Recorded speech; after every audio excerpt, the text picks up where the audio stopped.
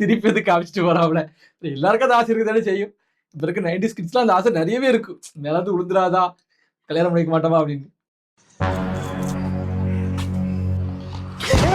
கல்லுங்க பார்த்து ஏரியா அப்படிதாங்க. இங்க தான் வந்து கல்லு விடும்.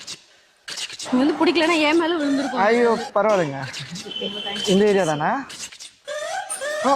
நானும் இன்சைட் தான் போறேன். எங்க வீடு இங்க தான் இருக்கு. A few moments later.